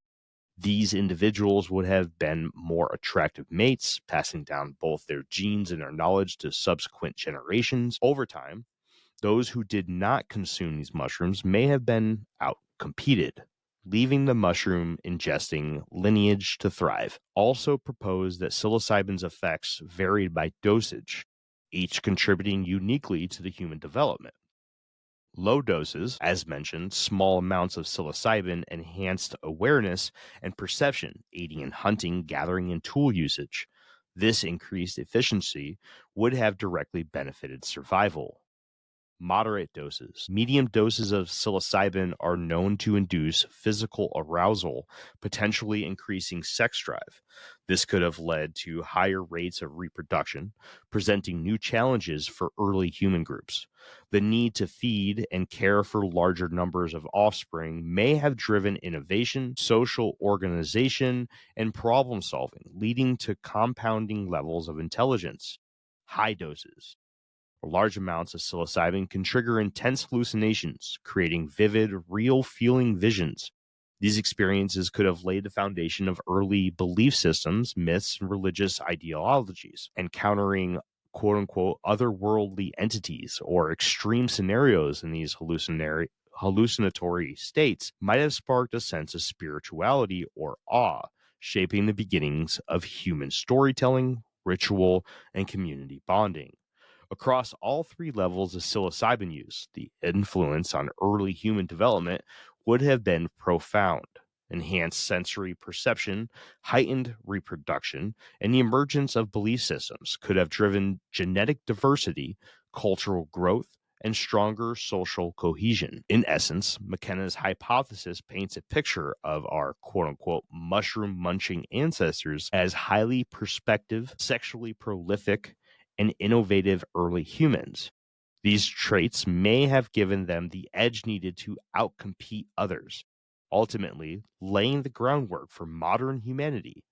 Their use of psilocybin may have catalyzed the evolution of intelligence, community, and belief systems, shaping the path that led to who we are today. So I want to just kind of speak to those effects a little bit, because when you do like microdosing, you definitely have like a what I would call like a superhuman enhancement to your perception, right? Your visual acuity, you're able to see colors a lot clearer. You're able to just like the most minute movements, you catch them like you're a fucking predator. You know what I mean? Like I've witnessed this more times than I could tell you, where literally the smallest little thing catches your attention when you're on these microdoses, right? And then on those medium doses, yeah, you definitely, you're trying to get some for sure, right? Like because what happens is like your entire body starts to feel enhanced, right? It goes from just your visual and like the on the lower doses, it's like visual and hearing acuity is like just enhanced, right? Your taste is enhanced. I used to always try to go for Sour Patch Kids. That was like the move, Sour Patch Kids and Slurpees from 7-Eleven. You re-up with those beforehand, and then boom, right? Your low dose trip is amazing. And then, yeah, next level is your touch. Your sense of touch is like super enhanced. So, of course, you're going to be more aroused, right? Like everything's just going to feel much better. And then, yeah, when you get to that next level, it's like that heroic dose, man. You definitely have those like spiritual or like super profound experiences, you know. And again, I've said it before, I can only imagine if, you know, if you were living 10,000 years ago in a small tribe somewhere and you had like a heroic dose of something, whatever, and you came in contact with what you could only perceive as some entities of some kind, like you're going to give it a name, you're going to start either worshiping it or fearing it, and that's going to be a thing. Did you ever trip on psilocybin and then go do your job Yeah. and do it well? Yeah. Yeah? Why'd you Low stop? doses. Why'd I stop what? The job or the psilocybin? Why'd you stop the psilocybin? Because for me personally, I get the most out of it when I do like heroic doses. So for me, it's like a periodical type thing where I like to do it every so often, kind of like a pilgrimage, right? It's a cleansing of the soul is the way I look at it. You know, I have these every year or two, a nice trip, and it makes me like reflect on myself super deep and like the things I'm doing in life. And usually I do change like some pretty serious aspects of my life when that happens. So you have to take a high dose. Can you work on a high dose? Depends on what your work is. Right now, no, because I go to people's HVAC? houses and no, fuck no. Could you hunt on a high dose? On a high, yeah, perhaps if you're already if you were a hunter gatherer, if you're not just a professional hunter, but if that's what you did day in and day out just to survive, like you hunted to eat, and you went out there on like a medium to a high dose, yeah, I think you'd probably do a hell of a good job. Because here's While you're another thing that tripping happens. balls? While Yeah, you're well, seeing here's things something that that don't happens. exist? Yes, listen, no, that doesn't happen. First of all, I want to clear the air on that. When you take psilocybin mushrooms, you don't necessarily see things that don't exist unless you're on such a high dose that you're almost out, right? Like, you're laying there dreaming, daydreaming, if you will. Okay. If you're on that dose, yeah, you're not hunting. But if you're on anything less than that, not only is your vision on point, your hearing's on point, but you also have like the amphetamine effect, right? Where you have energy to do things. So I'll give you an example, right? Like on 419, which is a holiday for a lot of people who like to take LSD, because was Albert Hoffman, is that the guy's name who invented LSD? Apparently he invents this shit on accident and he rides his bike home after he doses himself in the laboratory, right? So he's tripping on That's LSD, dope. an unknown dose. Yeah, an unknown dose. Nobody even knows, right? Could have been a lot, and he rides his bike home. So on 419, a lot of people like to ride their bikes on LSD. So I've done this, and every time that you do this, you keep going, because when you get off the bike, let's say you ride for 30 minutes to an hour, right? And you're like, man, my legs are sore, my ass hurts. You get off the bike and you stop and you're like, this doesn't feel right. Right. Like the motion that I was doing for the last 30 minutes to an hour, like I kind of need to keep doing that. Right. It's called the loop. You get like this amphetamine type energy where like you will keep going for the duration of your trip. You're not going to sleep for the 8, 10, 12 hours that you're on any of these things. You will keep going. So yeah, if you're out there hunting, you're super aware, super alert, and your energy levels are spiked the whole time. So yeah, you're going to get something. Question I had, it was like, if I were to high dose and just sit in my chair and just play music, play some Tool or whatever it was, and look at something crazy on the wall or whatever. Great Be a time. totally different experience from somebody who was high dosing and then also having to deal with super predators that would drag you out of your hut and eat you while you were still alive, type stuff. And so I was Correct. curious, because I've never done that. I don't plan to, because God knows I don't need another problem. I don't need another thing, right? But like, what is the level of awareness? I don't know. I think I seem to mix these drugs up sometimes. Like, what causes monster hallucinations? Where if you're having a bad day and suddenly the spiders are coming for you, versus just like everything is the same except it's way up here, right? Sure. So like you said, heightened hearing, heightened senses, heightened sight, whatever it was, target acquisition, things like that. I've seen stuff that wasn't there in the room with me, but usually that's, again, like, I close my eyes, right? Like you get into these modes, even on like medium doses of psilocybin, right? If you go in a dark room and, maybe you just have music on or not, you're just silent in a dark room, you just lay there with your eyes closed, you're gonna fall into like a sleep state, like a dream state. You're gonna like see shit that's not there because you're dreaming, right? Like you're gonna see whatever, dragons and fucking unicorns or whatever your imagination can conjure up in this state, eyes open as well, but you're not seeing it literally like in the room with you, if that makes sense. It's no different than you daydreaming, except you can really fall into that trance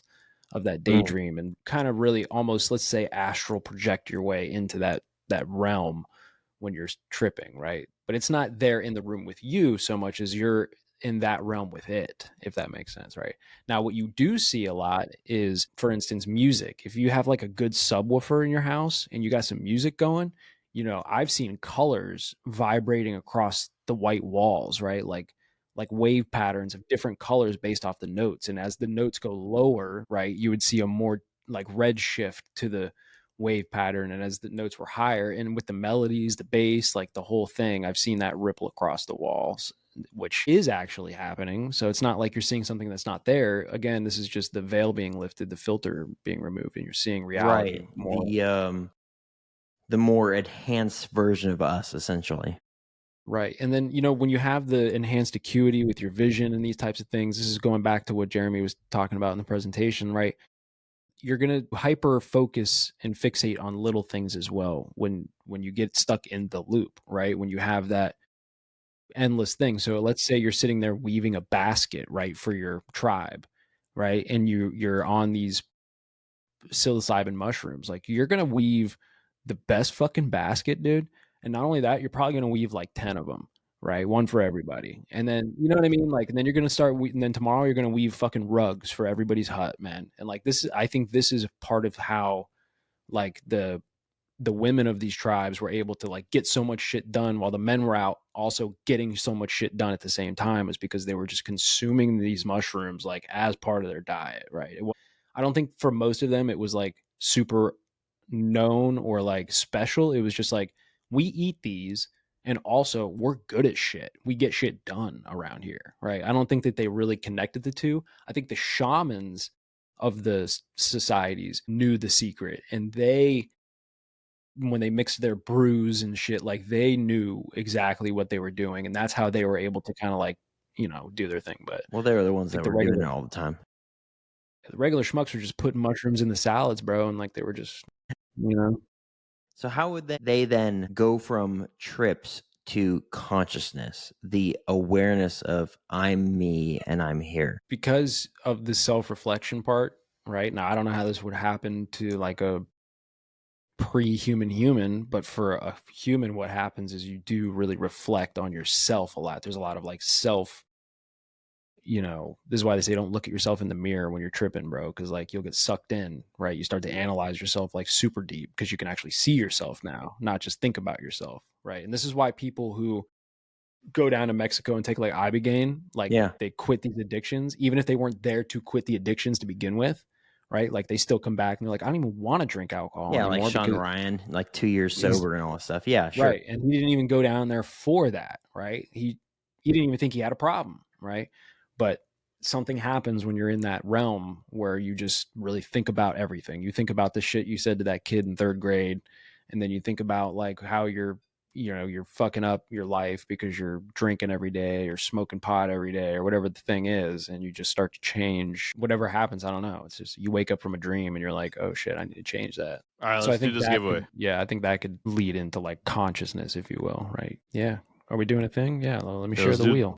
Do the thing. Forgot that I have to do this. Share this. Wheel of names. Wheel of names. Shit, who's getting a free shirt? My gosh, you gotta be fucking kidding me. Oh, Nice. Wowens. So far, I don't have to pay for shipping. All right. You guys ready to move on? Congrats, Wowens. All right. Hallucinogens. In Food of the Gods, Terence McKenna proposes that the true missing link in human evolution may not be a physical skeleton of an intermediate species, but rather a compound with hallucinogenic properties.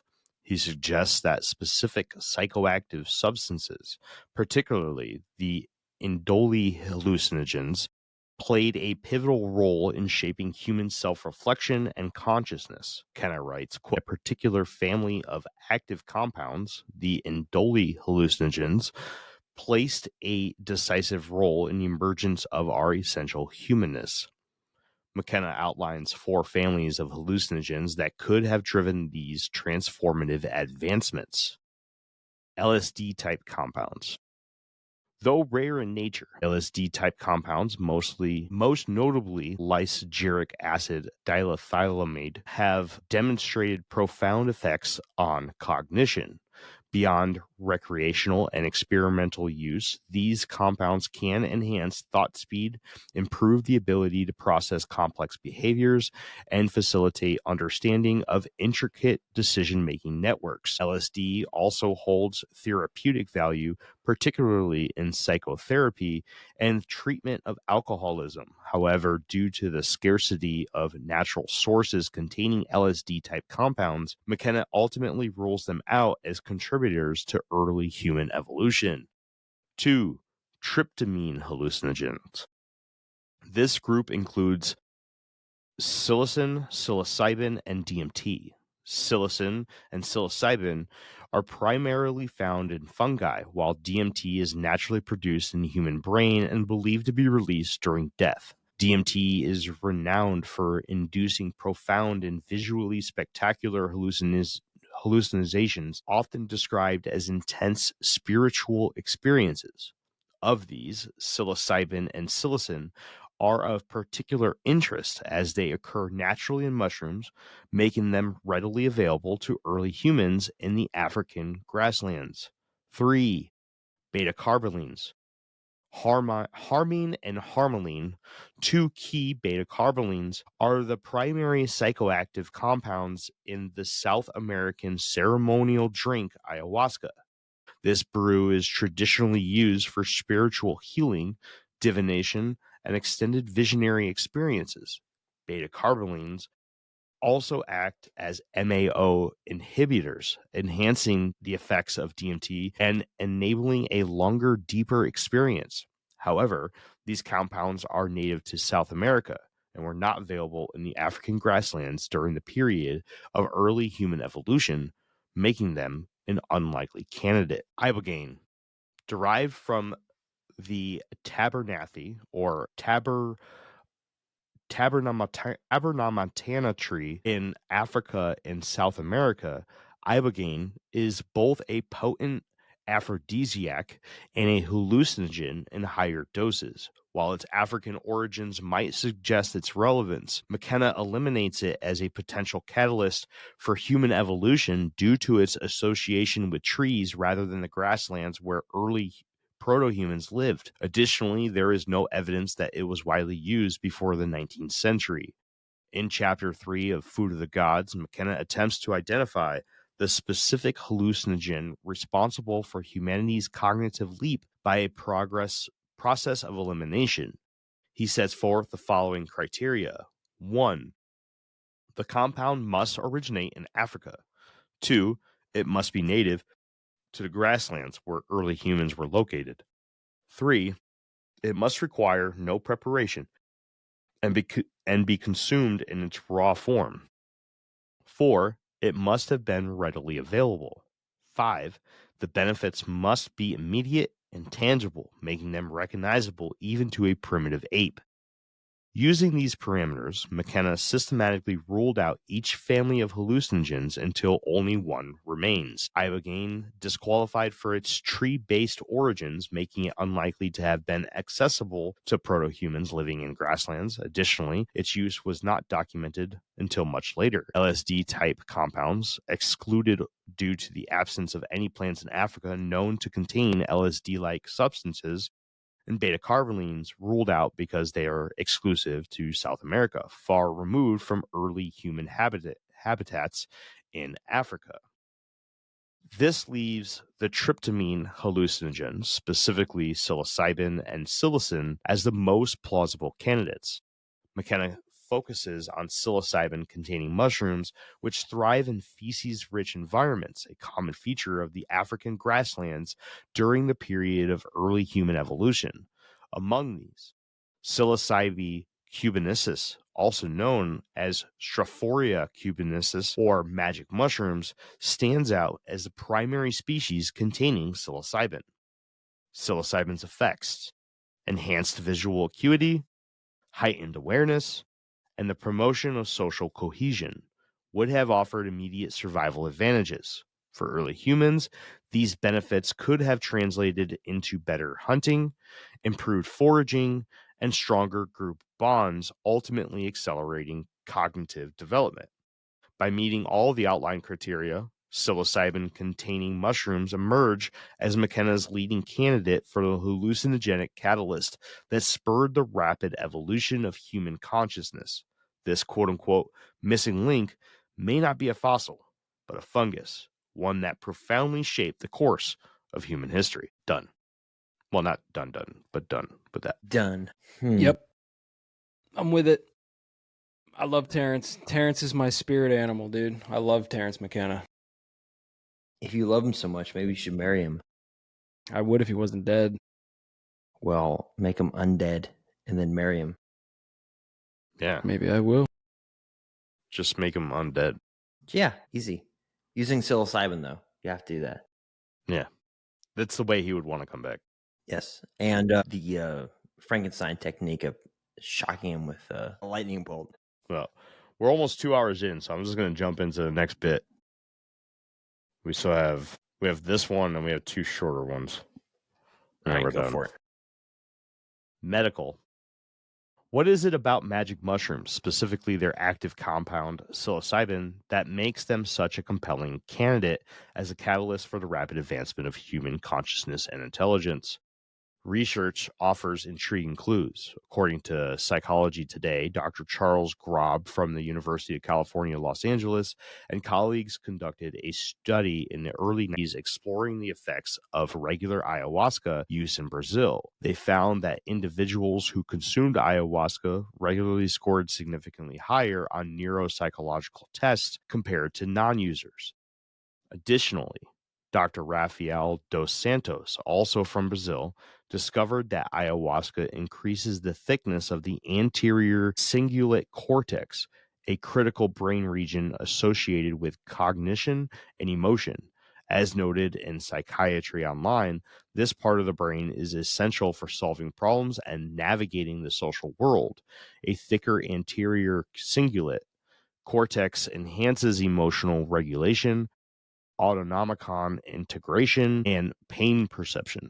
If psilocybin mushrooms became a cultural staple among our early ape ancestors, regular consumption over generations could have triggered a similar enlargement of the anterior cingulate cortex, potentially accelerating cognitive and emotional development.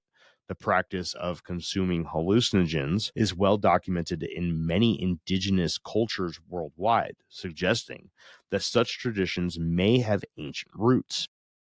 Modern research also highlights the therapeutic benefits of psychedelics, which may shed light on their evolutionary advantages. As Psychology Today explains, controlled psychedelic use fosters mindfulness and quote-unquote decentering, the ability to observe thoughts and emotions without over-identifying with them. This heightened self-awareness enables more nuanced social interactions and enhances cultural learning. Many therapeutic approaches today, such as cognitive behavioral therapy or CBT and dialectal behavioral therapy or DBT, incorporate mindfulness and decentering principles to improve mental health outcomes. Under supervised conditions, psychedelics have been shown to enhance cognitive functions such as processing speed, memory, creativity, and problem solving. These properties have led to the development of a class of medicines called psychoplastogens, which rapidly induce neuroplasticity after a single dose. According to Psychology Today, psychoplastogens trigger several critical changes in brain function, including neurogenesis, or the growth of new neurons, synaptogenesis, the formation of new connections between these neurons, remyelination, the repair of myelin, the insulating layer around neurons, and activation of silent synapses, turning previously inactive synapses into functional ones. Psilocybin, in particular, mimics serotonin in the brain, acting as a neurotransmitter that directly stimulates neurogenesis. This process not only promotes the formation of new neural pathways, but also helps alleviate extreme fear and PTSD, fostering courage and empathy, qualities vital for leadership and social cohesion. Now, imagine these effects in the context of our early ancestors. Could the consumption of these psilocybin mushrooms have enhanced their cognitive abilities, emotional regulation, and social bonds? Did these magic mushrooms play a role in developing traits like leadership, cooperation, and innovation? When we reflect on the behavior of our feces-loving ape ancestors and the transformative potential of psilocybin, we're left to wonder, is this how it all began? What happened to Jake? I think he got nuked. Well, no, 'cause if he would have got nuked, you would have been out too. So he didn't get nuked. Jake! Might have been a smaller Tomahawk cruise missile. You might have heard that though. You're close enough. So maybe it was more like a bunker buster, no explosive, just a high velocity impact round. Nope, none of there the he above. is. There's None of got the to be a above. different All way, farm. man. I touch the cable on the back of my mic and it kicks me out. Like, there's got to be a better way than this. I don't know. XLR All right, so the cable. problem that I have is from what we can see in primates these days is that there is a leader, right? And any amount of rising up or trying to become a better leader than the leader that's already installed leads to horrible interactions of dominance and fighting and all that sort of stuff. So not everyone could have been on psilocybin if it creates this leadership role in a person, right? They would have had to have been beta males and alpha males, or else they would have been kicked out of the tribes and gone to screw off somewhere else, which I guess could be possible, but still, it's the same way like in your work center. If you're the supervisor, right, you're the alpha male, and you have another alpha male underneath you, it causes conflict. Unless they just assume the role of, I am not the alpha because I am working below this individual, there's going to be conflict the entire time until someone gets fired, right, and kicked out of the tribe, essentially. It would be the same way. Not everyone could be taking psilocybin and getting this, I'm the leader sort of personality on them, whether it was male or female, and have a functioning Well, that doesn't tribe happen. that works together, right? That doesn't happen. The ego goes away when you're hallucinating. So the alpha aspect, it goes away. Well, that's what they're Now- saying. That's what it spawns. They're saying psilocybin spawns a leadership type quality. So that means that Perhaps. either they're wrong or you're wrong. No, perhaps, but I don't think necessarily in the like alpha versus alpha sense, like societal control, like I don't think in that sense necessarily, because at least for me, in my experience, like the ego pretty much goes away. It becomes more. If I had to describe leadership somehow in that state, it'd be more so like you're more charismatic and open to communicating and like, I don't know, maybe more convincing, I guess. You might be able to tap into some deeper layer of personability. Would it be different from someone like you who's already conscious and self-aware versus an animal who isn't? Could be, yeah. I mean, I don't know. I said that before, right? I don't know how pre-human humans or whatever, however you want to phrase that, would have reacted to this, but I just don't necessarily ever experience any type of ego trip or like, alpha threat, and I've done these types of things with other dudes. So Other dudes, you say? Yeah, not like in a hot room where you all are stripped down and you're just like, let's take some mushrooms. Nope, not in those type of situations. The best situation I can tell, it's set and setting is everything, right? If you sit in your room, because your room is the most comfortable place, right? And even in your house, I would imagine, Is right? it? Your room or whatever is your most comfortable room in your house. And you The put on sunroom. Genesis, you put on Genesis Live on YouTube. Genesis Live 1973, I think. 1972, 1973, Genesis Live with Peter Gabriel. And you watch that on repeat on psilocybin, you will have the greatest night of your life. You're welcome. Why? Because it's just an amazing live set and you just get so hyper focused and like you understand what they were writing and what they were performing. And of all of the music and entertainment and laser shows and all the random shit that I've watched, that was like the one. That was the one. It hit different. Nah, dude. Tool Ladder Alice. That's a good one too. It sounds good I've when done you're that not too. tripping balls. I've done that too. That's a good one too. But that's deep, man. And there's like some dark undertones to that. And like, it's kind of weird. Well, you Genesis get into Live though. You get into his stuff, Perfect Circle, and he's talking about he just hates God, and it comes out in that song Judith. I mean, it's apparent, right? So, yeah, I know there's deep, dark undertones and stuff. That would be Genesis actually Live pretty is fun just if we all epic. just kind of tripped on psilocybin and did an episode, listening to music the whole time, just tripping our balls off. Isn't that what we're doing right now? Was I the only one? No, you're the only one. I got Wonder some I'm having such a good alcohol and some time. nicotine. That's it. All right, you guys ready? I'm just going to knock out these last two. Just All get right, it over cool. with. Bet. And then we'll do the last giveaway. In this history, in the southern Sahara Desert, with Algeria's Tassili Niger Plateau, lies a treasure trove of ancient artwork etched into the sheer rock walls. These Neolithic era paintings, dating back to between 10,000 BC and 2000 BC, provide some of the earliest visual evidence of humanity's interaction with hallucinogenic substances. The artwork vividly portrays figures believed to be shamans engaged in ritualistic dances holding clusters of mushrooms.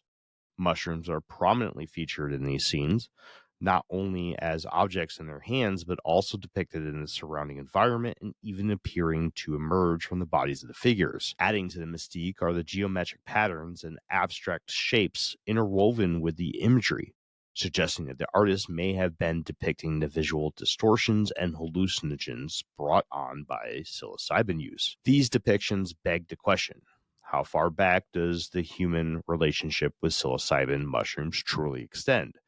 And when did these enigmatic fungi first begin influencing the minds of proto-humans? Science. Paul Stamets, a renowned mycologist, sheds light on the ancient history of fungi, though through fascinating fossil discoveries. In a southern African lava bed, scientists found evidence of mycelium-filled mushrooms fused with hardened lava dating back an astounding 2.4 billion years. On the Joe Rogan Experience podcast, Stamets highlighted that the earliest known multicellular organism in the fossil record is a fully intact fossilized fungus from 1.4 billion years ago. Stamets also explained that animals and fungi share a common ancestor and diverged around 650 million years ago. This means fungi, in their current physical form, have existed 1.75 billion years longer than animals have been distinct from them. These insights align with findings reported in a Discover magazine article, November 2004, where microbiologist Mitchell Sogan explored the evolutionary ties between animals and fungi. When asked whether humans could be seen as a highly evolved mushroom, Sogan remarked, "I'd say we share a common, unique evolutionary history with fungi. There was a single ancestral group of organisms, and some split off to become fungi, and some split off to become animals. This raises intriguing questions. Are humans, in a way, an evolved form of fungi? And if fungi are so ancient, could they possess intelligence or even a form of consciousness?" Hints of fungal intelligence can be observed in experiments like one conducted in Japan in 2010. Scientists arrange oats to represent the location of major cities around Tokyo, with the city of Tokyo itself symbolized by a piece of oat covered in the slime mold Ferrocin polycephalum, a type of filamentous multicellular fungus. Once the slime mold was placed on the oat representing Tokyo, it began to grow, connecting to the surrounding oats over 28 hours. Astonishingly, the slime mold constructed pathways that were more efficient than the actual Tokyo railway system in terms of cost, travel time, and resilience to disruptions. Even without a brain or nervous system, the slime mold demonstrated cellular intelligence that outperformed human-engineered transportation networks. These findings hint at the remarkable problem-solving abilities of fungi and their potential for intelligence, even in the absence of a traditional brain. Could fungi hold secrets to understanding the roots of consciousness or intelligence in life? And that's it. Yeah, I think that's super interesting. I Have you? think it's interesting. What'd you say? I said I also think it's interesting. I'm going to try to bring this up because I went down a deep rabbit hole with this. Yeah, I'll just nutshell that for anybody who might have just like kind of didn't grasp all what he was just saying. Essentially, they in Tokyo they took fungus and they allowed it to, what was it, the subway system? Yeah, so here I'm going to share this real quick. They like replicated the fungi created like a better version of the subway system, like mapped out like the way that it was or whatever. How the shit is intelligence, man. Here you go. There's So some key here that is so like bridging. this That's is what I probably think. this is probably the best one, right? So what they did was they put oats on each one of these little towns or cities that the subway system went to, Right. right? So one of them was Tokyo, which I believe was like right in this area. And this is the Tokyo network, the railway network that they used. And then when the mold moved to get the oat from the Tokyo spot, which is seen right here. You can see this guy right here. This is kind of it moving out.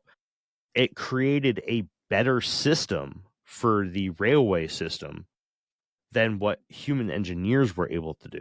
That's It's not more surprising though, a more because efficient pathway. the mold, as it grows and expands, it doesn't need to go from place to place to place because it's translating within its own mold body or whatever, right? It's Yeah. Yeah. One classic example. Sorry. it's like a tree root system. The tree roots don't have to branch from one stem to another stem across because it's all feeding into the tree, right? The center mold is the same way. So where humans have to go from one stop to one stop to one stop to one stop and make a big U-turn or whatever, right? That makes sense, but for mold, I mean, it's contained within the same body. So if it branches out over here, it doesn't then have to create pathways over here. It just the Yeah.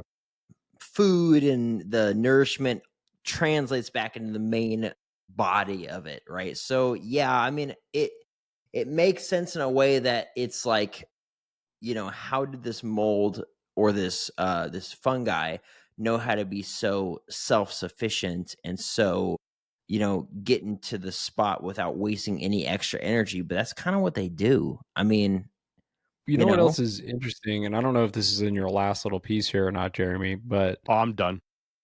okay. But basically there's also been studies that were done where they can show that the mycelium network that essentially covers the entire planet for the most part, that it communicates with itself over distances.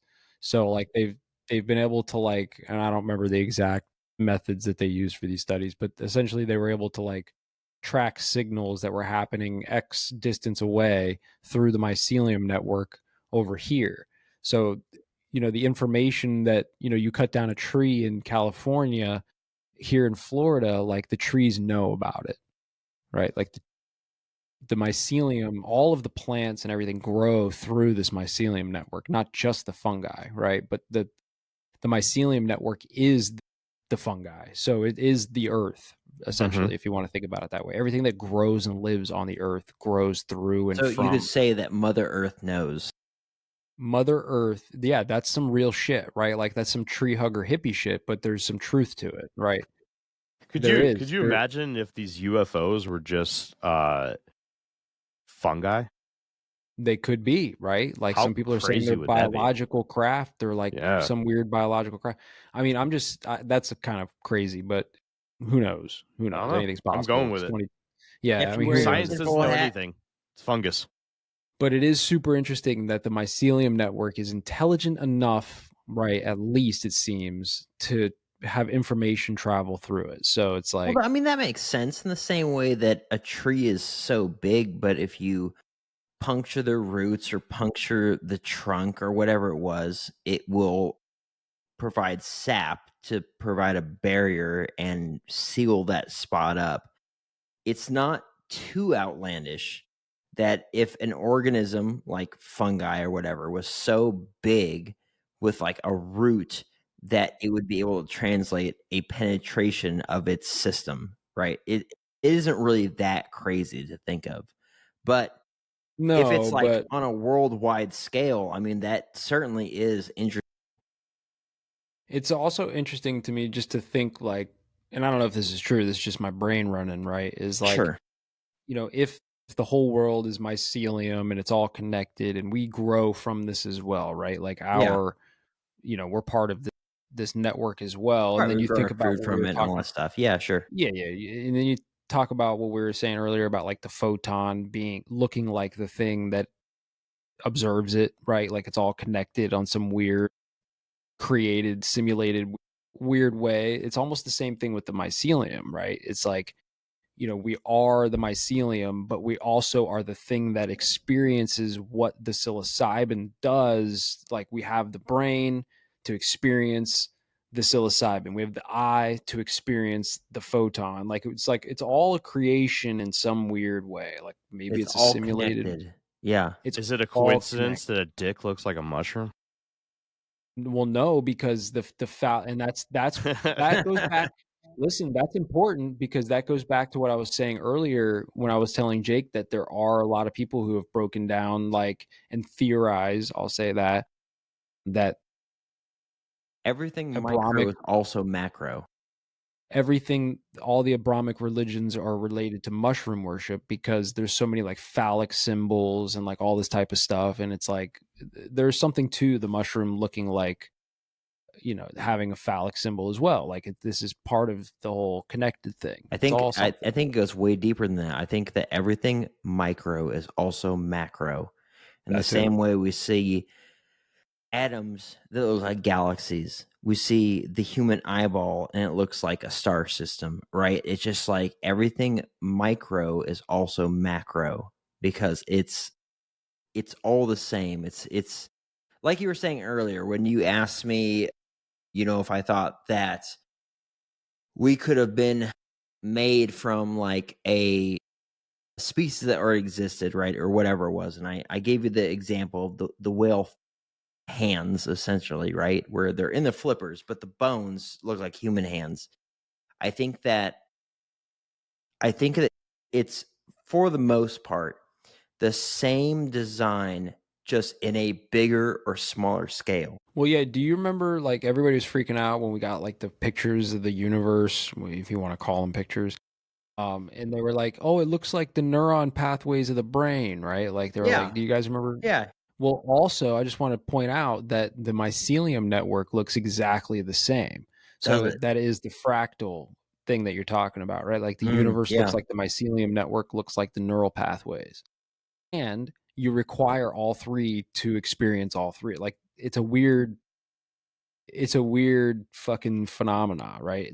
And to me, in my opinion, that is what's coded in like the Bible as the Father, the Son, the Holy Ghost, the Holy Trinity. To me, is something like that. I'm not saying that is the thing, but it is a similar connection, right? Like where you have this fractal thing where it requires all three of the things to experience all three of the things, right?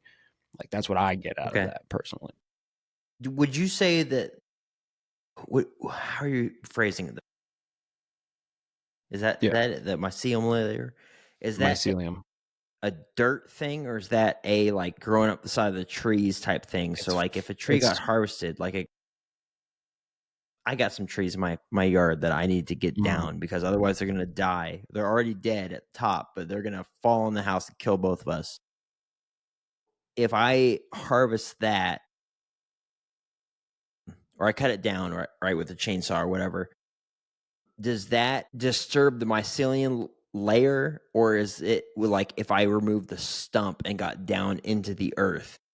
Yeah, you have to go down a little bit. I mean, from what I understand, generally speaking, the mycelium layer is like down in the dirt, like in the substrate. But of course, things are growing up from that substrate, so it's bringing spores and it's bringing things out to the surface. So if you were to go sample, let's say, like do a swab sample on the side of that tree, I'm sure you would find, mycelium spores out here as well. But how crazy would that be, Jeff? If I was like, all right, dude, I'm gonna dig a hole, and then somehow we could see that and observe that on a microbial level and see that the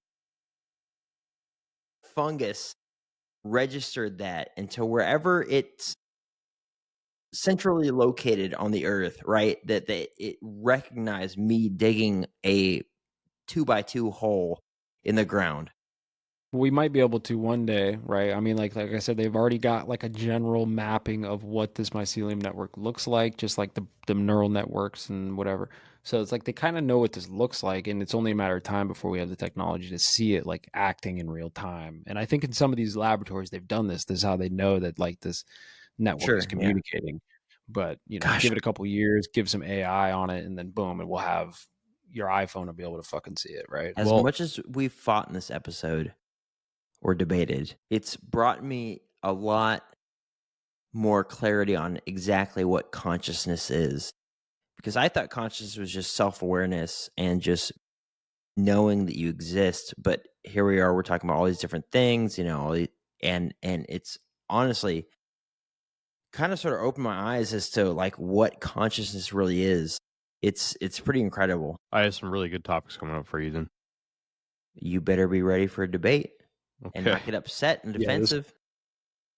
This was a good episode. All right. You guys want to watch this video? Sure. Yeah. What's up? All right. So real quick, for the last giveaway, you have to be in the chat right now. So we're going to play this video. We're going to watch what this fungus does. It's going to go over the Tokyo thing that we were talking about. But you have to put in the chat the word shrooms. Okay? If you put the word shrooms in it, then you will be entered into the final drawing. No repeat winners. Sorry, Skeeter. Sorry, Wollens. So only new people. Put shrooms in the chat, and those will be entered for the last t-shirt. Alrighty? Are we removing the old names? Yes. Yep. We're moving everybody starting from scratch. It's going to be only Kenzar. That's fine. Well, for those who win, should still be here, right? If he's still here. Still listed in the viewers. Yeah, no, he went to bed, bro. He has to get up early as fuck tomorrow. Oh, really? Oh, man, I feel bad then. Well, it's 11:30 here. All right, you got this, kid. Good luck. I don't know if that's fair. I literally watched the mold expand on all sides. It found the nutrient, right? And then it collapsed itself into that being the main pathway to the next thing. The most efficient pathway, though, is if we had, well, yeah, but if we had done that, it would literally be just rail stations literally going everywhere until we found the next town and be like, okay, well, this is the main one. Let's X the rest of them. Sure. Well, this is again goes back to the like you need the other piece, you need the other tool, right? Like you need the brain, you need the human brain in order to like actually make sense of what this intelligence is and decoding it and putting it into like the real world, right? Like the cellular intelligence can't build skyscrapers, but you feed that to a human being and it goes into the brain and it does something to where it gives this person the ability to like think of the engineering needed to build a skyscraper and make it happen. Right. I'm not saying it's like that simple or that direct, but, give it a few thousand years, a million years. That's the type of shit that I think the argument is trying to be made. Right. I suppose. All right. Let's get this last one done. We got 2 people. Spin the wheel. All right.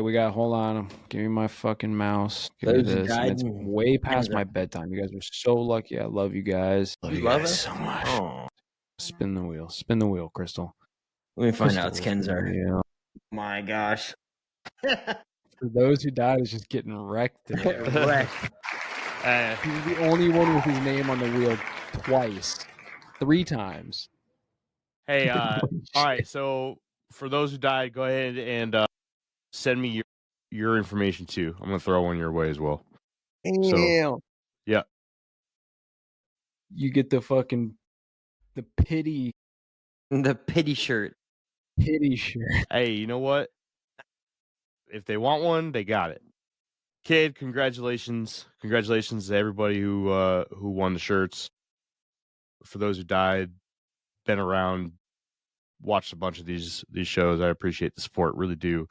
Go ahead and send your information over to infiniterabbithole@gmail.com too. Milk on that fucking shirt too, man. Hell yeah, bro. Hell yeah. I'll spill some milk on it for you. Put some Bigfoot milk on that shirt, dude. But yeah, milk.